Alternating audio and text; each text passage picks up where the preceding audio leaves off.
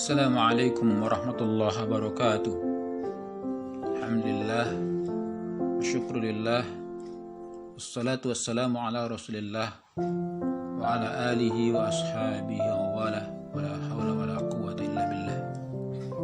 Amma ba'du, qala ta'ala ya ayyuhalladzina amanu taqullaha haqqa tuqatih wa la tamutunna illa wa antum muslimun.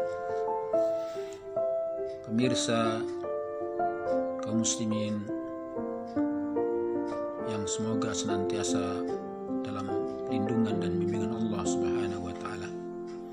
Bersyukur kita panjatkan kehadiratnya atas segala nikmat yang tidak bisa kita hitung.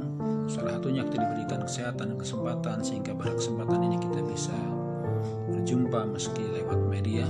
Semoga perjumpaan kita mendapatkan rahmat dan berkah Allah Subhanahu wa taala. Pemirsa yang dirahmati Allah, pada kesempatan yang singkat ini kita akan coba memanfaatkan untuk mendapatkan faidah dari bulan Ramadan yang sedang kita jalani, bulan yang penuh kemuliaan ini. Semoga kita benar-benar dimuliakan dengan Ramadan ini. Sebagaimana Rasulullah bersabda, "Man shama Ramadhana imanan wa ihtisaban, ghufira lahu ma taqaddama min dhanbi." Barang siapa yang berpuasa di bulan Ramadan yang dilandasi dengan keimanan dan mengharapkan pahala dan ridha Allah, maka dijamin akan diampuni dosa-dosanya yang telah lewat. Pemirsa yang berbahagia, namun ada beberapa kelompok orang yang dinyatakan rugi. Disebutkan dalam sebuah hadis, Rasulullah SAW menyatakan suatu ketika Rasulullah naik mimbar,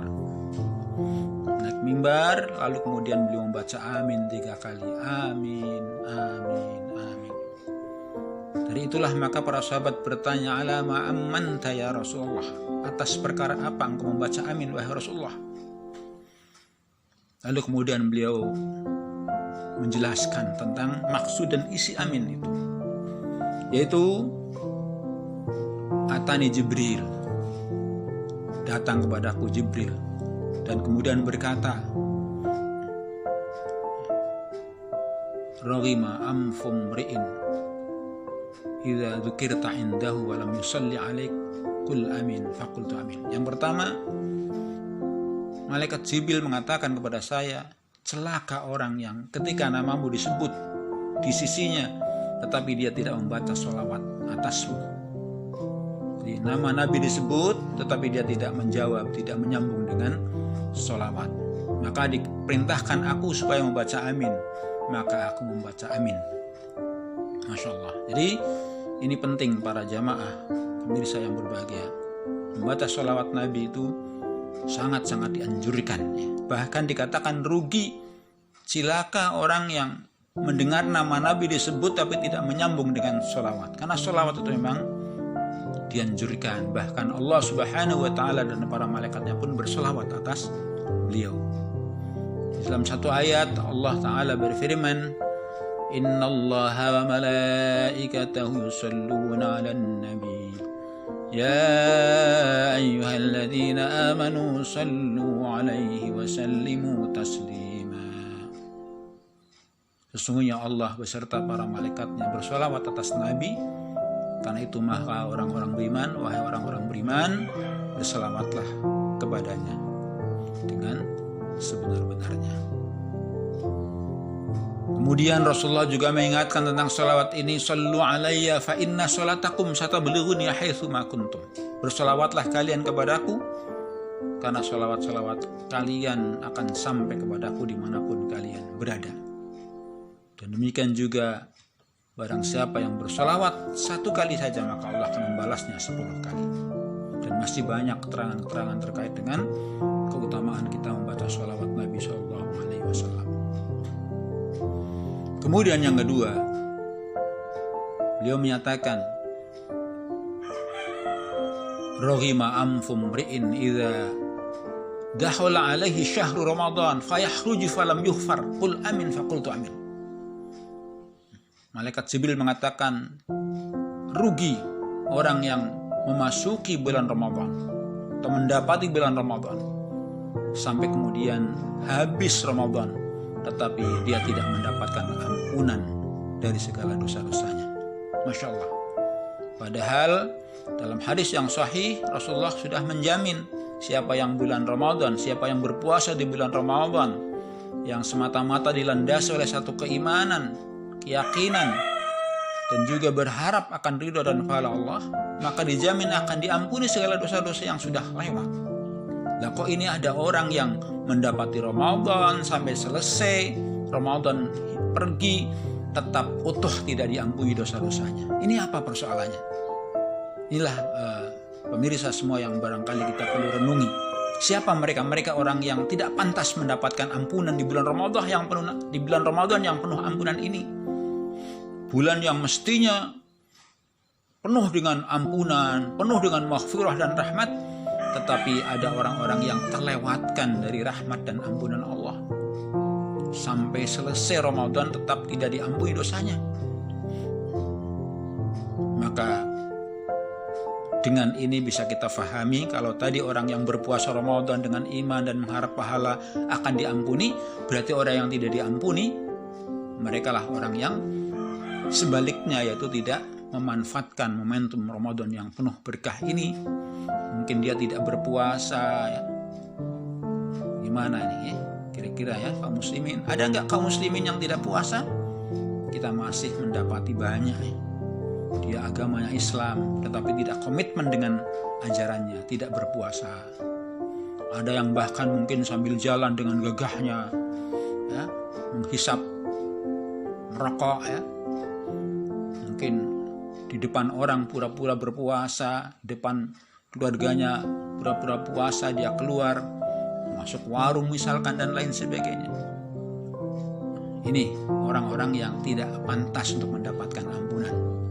Itu orang yang tidak melaksanakan puasa dan juga tidak melaksanakan hak-hak Ramadan yang lain ya, karena satu kewajiban yang paling agung di bulan Ramadan itu ya berpuasa itu. Kemudian ibadah-ibadah lain yang menyertai, ada sholatnya juga otomatis, membaca Qur'annya, qiyamul lailnya dan seterusnya. Itu ibadah-ibadah yang menyertai ibadah-ibadah pokok di bulan Ramadan. Kemudian bisa jadi orang yang berpuasa tetapi hanya puasa secara fisik ya, tidak makan dan tidak minum, tetapi tidak berpuasa dari hal-hal yang diharamkan Allah Subhanahu wa taala. Oleh karena itu maka Rasulullah menyatakan, kam min sa'imin laisa lahu siyamuhu illal ju'i wal atas.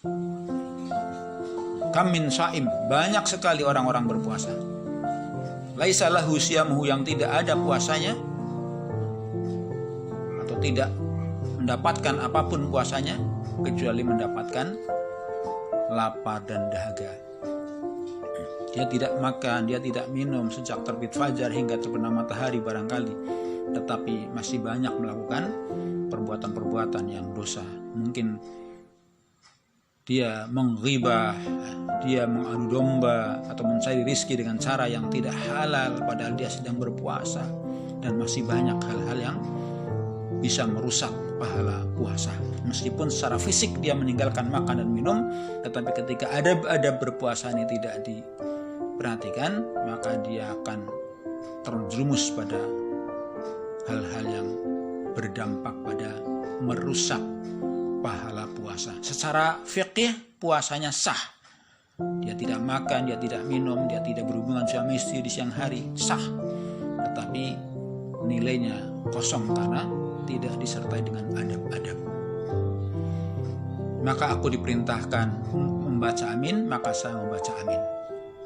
Kemudian yang ketiga, malaikat Jibril mengatakan, Raghiba anfum mri'in idza adraka abawaihi ahaduma aw kilahuma walam yudkhilahul jannah.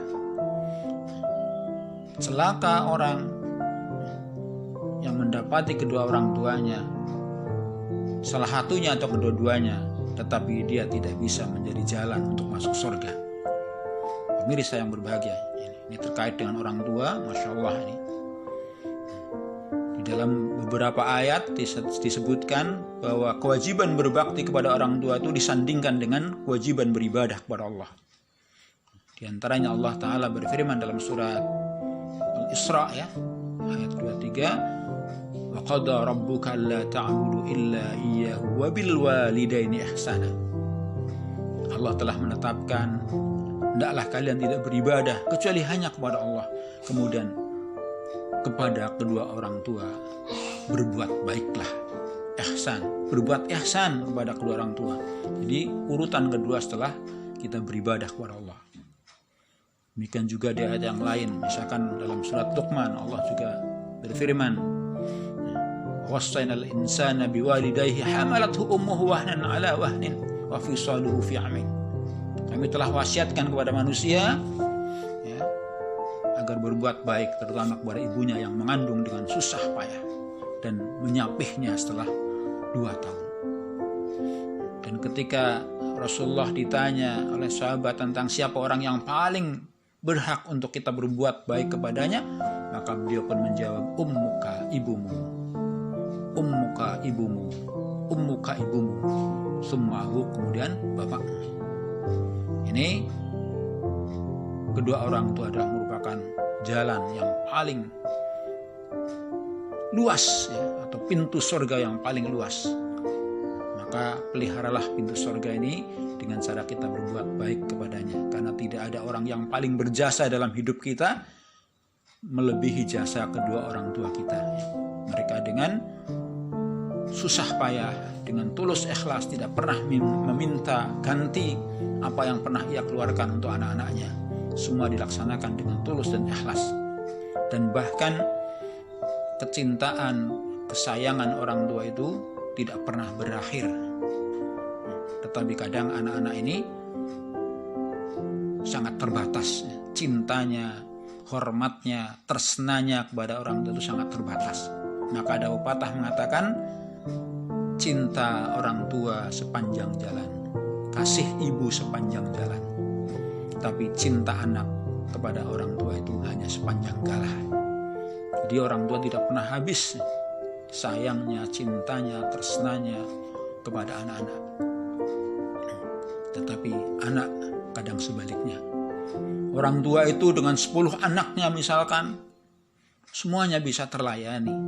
Dari yang paling besar sampai yang paling kecil, semua permintaannya terlayani dengan tulus. Tetapi tidak sedikit orang tua yang tinggal satu dengan anak-anaknya yang sekian banyak bisa terlantar. Ya dan billah, ya na'udzubillah, ya mudah-mudahan kita tidak termasuk dalam golongan orang-orang yang menterlantarkan orang tua. Dan bahkan tidak sedikit ada orang tua yang ditaruh di pinggir jalan. Ditaruh di pinggir jalan, tidak dipikirkan apa nasibnya, silahkan mau diambil orang, mau diambil apa segala macam, karena sudah tidak mau ketempatan orang tua. Inilah ya. Makanya dosa yang paling besar adalah durhaka kepada orang tua setelah syirik kepada Allah. Durhaka kepada orang tua termasuk golongan dosa-dosa besar. Nah, maka ketika malaikat Jibril mengatakan seperti itu, maka aku diperintahkan untuk membaca amin, maka aku membaca amin karenanya.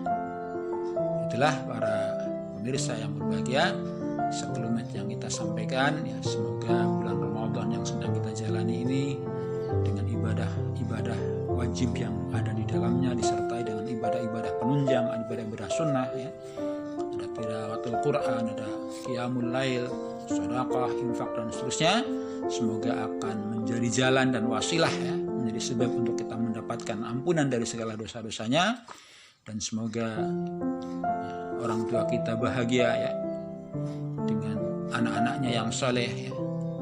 Dan memang anak soleh ini sangat penting ya, sangat penting sekali, sangat diperlukan ya. Bukan hanya dia pinter, bukan hanya dia kaya dalam urusan dunia sukses, tapi soleh inilah ya, meliputi segalanya. Oleh karena itu Rasulullah mengingatkan kepada kita, idza mata ibnu adam in qata'a amaluhu illa min salasin. Ketika manusia meninggal dunia, maka putus semua amalnya. Sudah tidak ada lagi akses amal yang bisa bermanfaat kecuali 3 hal, yaitu sedekah jariyah, kemudian ilmu yang bermanfaat, kemudian anak-anak yang soleh. Oleh karena itu, marilah kita selaku anak ya, atau Tentu karena kita punya orang tua, yaitu jadilah kita semua anak-anak yang soleh. Tatkala kita sudah berbakti kepada kedua orang tua kita, maka nanti pada gilirannya anak-anak kita akan berbakti kepada kita. Anak-anak kita juga akan menjadi anak-anak soleh yang selalu mendoakan kedua orang tuanya. Dan marilah kita doakan ya, semoga orang tua kita diberikan rahmat dan kasih sayang Allah ya. Rabbighfirli wa liwalidayya warhamhuma kama rabbayani shaghira. Demikian, semoga seluruh rangkaian ibadah kita diterima Allah Subhanahu wa taala dan dosa-dosa kita diampuni Allah Subhanahu wa taala ya. Dan barangkali ada kalimat-kalimat tutur kata yang kurang berkenan bagi segenap para pemirsa, pendengar, kami mohon maaf yang sebesar-besarnya. Aqulu qouli hadza astaghfirullah subhanakallahumma bihamdika asyhadu an la ilaha illa anta astaghfiruka wa atubu ilaik. Assalamualaikum warahmatullahi wabarakatuh.